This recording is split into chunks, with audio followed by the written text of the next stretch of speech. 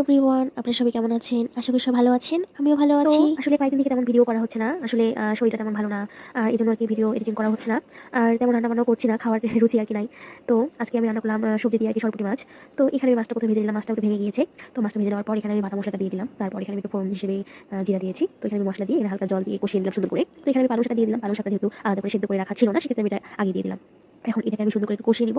তো পালং শাকটা একটু মজে গেলে আরকি কমে আসলে এখানে আমি সিদ্ধ করে রাখা সবজিগুলো দিয়ে দিব। তো সবজিগুলোর মধ্যে ছিল বেগুন, মূলা, তারপরে হচ্ছে ছিম আর হচ্ছে আলু।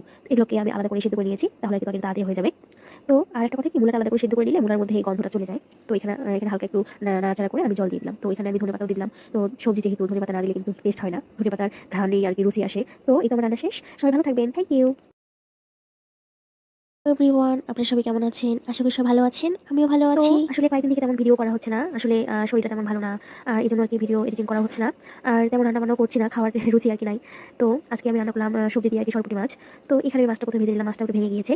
তো মাছটা ভেজে দেওয়ার পর এখানে আমি বাটা মসলাটা দিয়ে দিলাম। তারপর এখানে আমি একটু ফোড়ন হিসেবে জিরা দিয়েছি। তো এখানে আমি মসলা দিয়ে এখানে হালকা জল দিয়ে কষিয়ে নিলাম সুন্দর করে। তো এখানে আমি পালং শাকটা দিয়ে দিলাম। পালং শাকটা যেহেতু আলাদা করে সেদ্ধ করে রাখা ছিল না, সেক্ষেত্রে আমি এটা আগে দিয়ে দিলাম।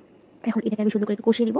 তো পালং শাকটা একটু মজে গেলে আরকি কমে আসলে এখানে আমি সিদ্ধ করে রাখা সবজিগুলো দিয়ে দিব। তো সবজিগুলোর মধ্যে ছিল বেগুন, মূলা, তারপরে হচ্ছে ছিম আর হচ্ছে আলু। এগুলোকে আমি আলাদা করে সিদ্ধ করে নিয়েছি। তাহলে কিন্তু তরকারিটা তাড়াতাড়ি হয়ে যাবে। তো আরেকটা কথা কি, মূলাটা আলাদা করে সিদ্ধ করে নিলে মূলার মধ্যে এই গন্ধটা চলে যায়। তো এখানে হালকা একটু নাড়াচাড়া করে আমি জল দিয়ে দিলাম। তো এখানে আমি ধনেপাতাও দিলাম। তো সবজি যেহেতু ধনেপাতা না দিলে কিন্তু টেস্ট হয় না। ধনেপাতার ঘ্রাণেই আরকি রুচি আসে। তো এই তো আমার রান্না শেষ। সবাই ভালো থাকবেন। Thank you.